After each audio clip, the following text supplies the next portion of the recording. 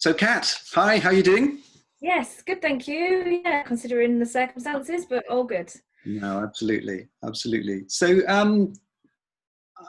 I'm curious about BMA House because it's come up a few times in terms of sustainable events. So I know that there's a lot going on with the venue, but I'm curious to know a bit more of the detail and the background to it.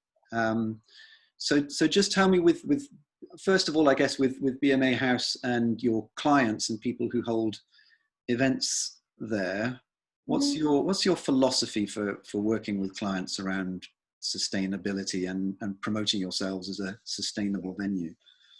So I think firstly, BMA House is a Grade 2 listed building, so that is one of our difficulties first of all. So to do what we've achieved and what we've done, we're really quite proud, and it's always continuing because we can change things every week, every month, every year, and we've got like a program that we work through to try and make everything as sustainable as possible.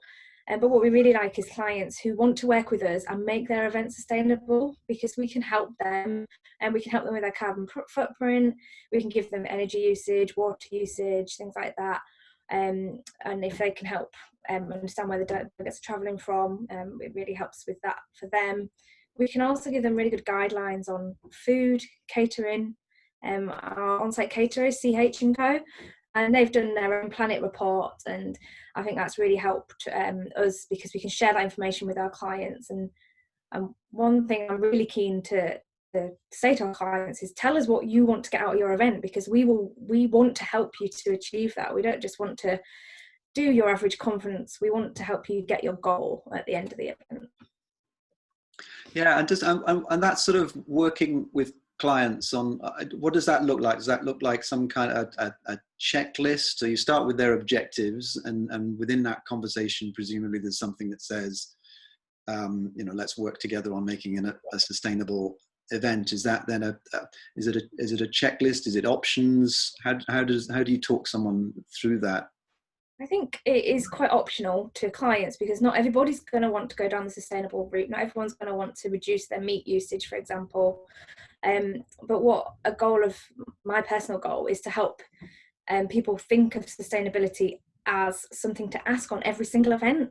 So I think at the moment people always ask, has your room got natural daylight? Has your room got air conditioning? But they don't always ask, what do you do for sustainability? Or what can we do for our event for sustainability? And because we're the home of the British Medical Association, we've always been quite proactive on other elements such as sugar content, having good food and good well-being, and linking that all back to sustainability and how the BMA help promote sustainability. It's really helped for us to be able to guide our clients and help them.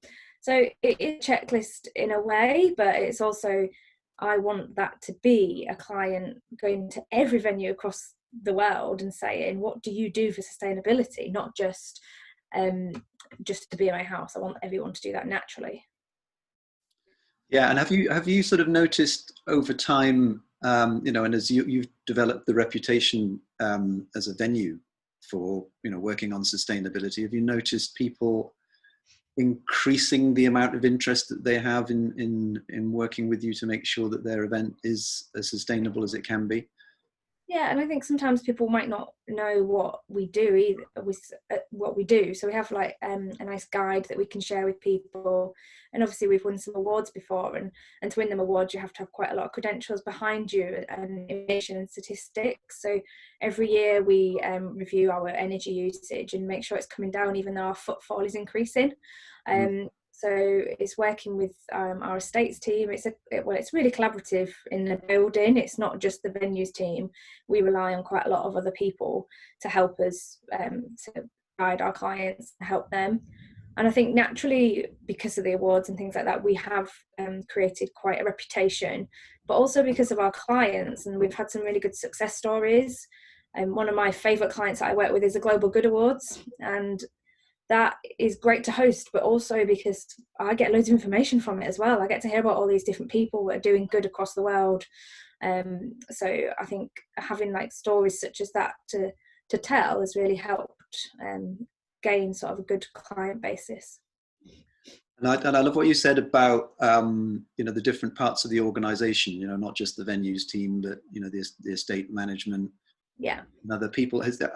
I'm getting a sense that the sort of the culture of sustainability is kind of getting into the ethos of the whole organization. Would that be right?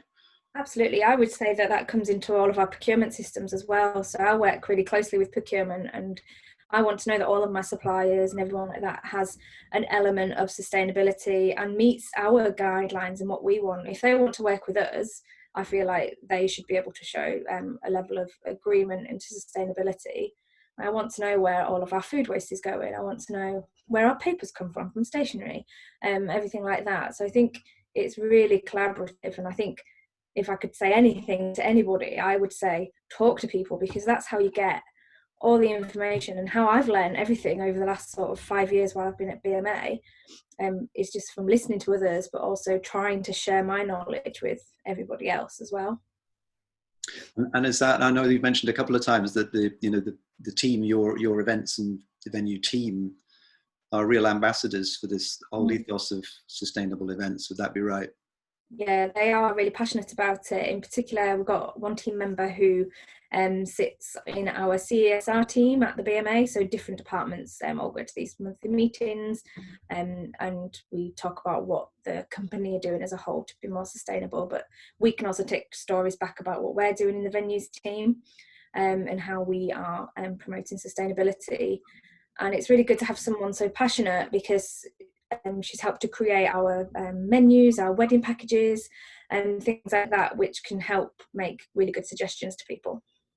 Yeah, I noticed the thing about sustainable weddings, which is presumably not just corporate clients. You're talking here about individual people. And is there a demand or an increasing demand for that kind of idea, holding a sustainable wedding?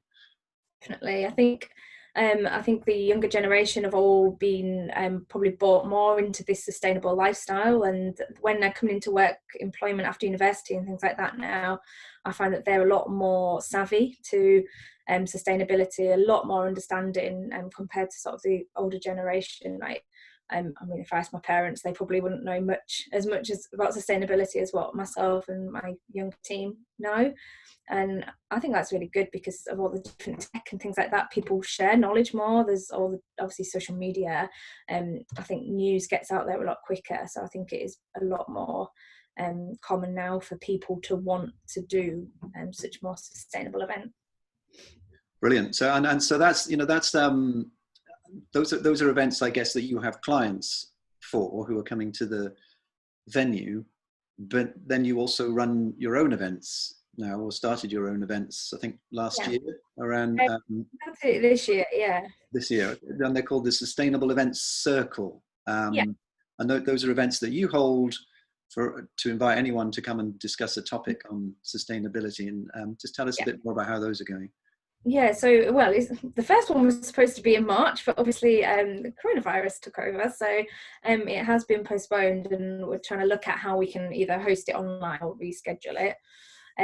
But the idea actually came from, I was asked to speak on a panel at the event at the Mermaid in January, and I also went along with one of my clients who I mentioned earlier, the Global Good Awards, and Karen Sutton. She came along with me, and we were asked to run a round table and to expect about 10 people, but our room ended up being pretty full. There was about 30 to 40 people there, and they were all really keen to talk about sustainability and events and how we can move it forward. So from that, I was just hearing all these like key topics that people were confused about, and they didn't really understand where to go. And carbon footprint seemed to be one of the biggest ones, where people didn't know how to measure it or what to measure it against. And how they could get support in that area. So we found some key speakers that were going to come to that event, and we're still going to do it, definitely. But the idea is that every quarter we'll do something different. And it'll always be free and hosted by BMA House. But again, it's that collaboration thing. So finding out what topics people maybe want a little bit more knowledge around, and sharing that knowledge with them. Yeah, I'm curious about that, because one of the reasons that, or one of the things behind this group, the Event Profs for Change group, is to try and kind of look at what some of the blocks might be around, people doing more or taking more action. And sometimes those are things where people are just a little bit stuck and perhaps a bit fearful of doing something more in sustainability in case they get something wrong. That's one of them. Or another one is potentially, knowledge, those things that they think they just don't know.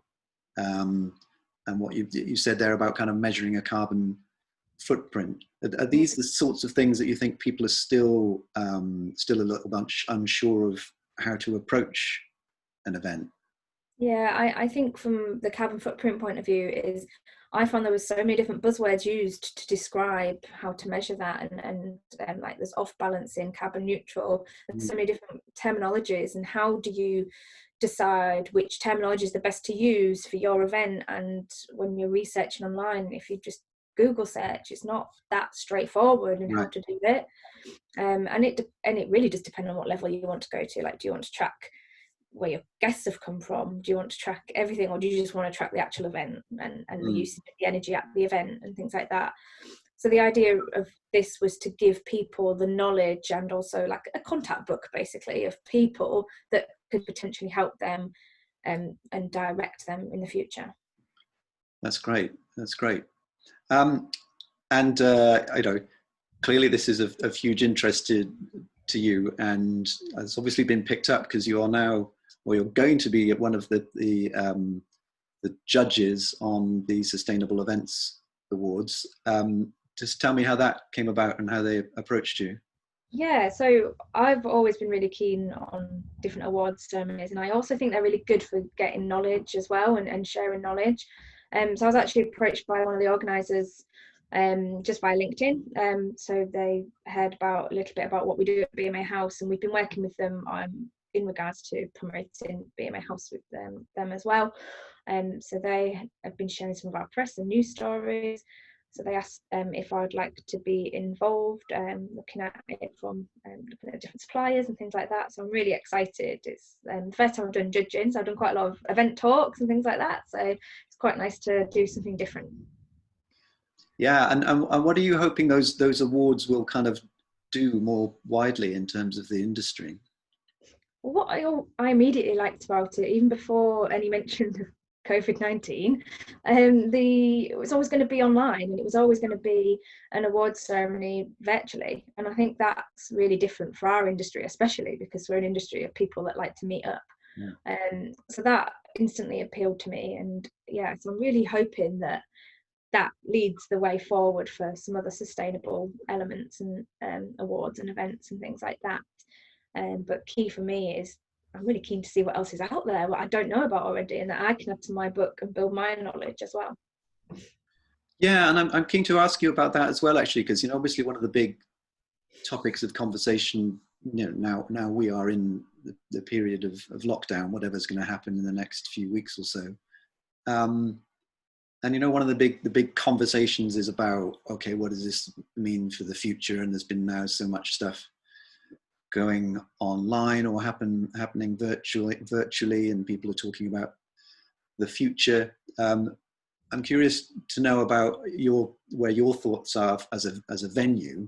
Yeah. Because clearly, as a venue, at the end of the day, you're about having people, in a room together, even if it might be a hybrid event of some description. Are you kind of seeing opportunities in this, or challenges, or a bit of both, or where are you? Where's your thinking at the moment? All of it. All of it. I think every day I have a different feeling of what's going to happen. And I mean, when we first went into this, I was like, oh, we'll be back by June. It's not going to happen, is it? So I think it's just changing all the time, and trying to keep up with government advice, which obviously has been quite limited, I feel, for the conference and events industry specifically. Obviously they mentioned bars and restaurants recently, but not really much mentioned for the rest of the industry.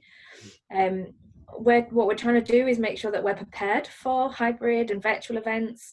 We can already do webinars and things like that from our venue, and we could do that before. So it's making sure we've got the right equipment, and also the right information for delegates and guests and how they can run that. So we are in the at the moment working with our AV team to produce like a guide so that people can understand what they can and can't do.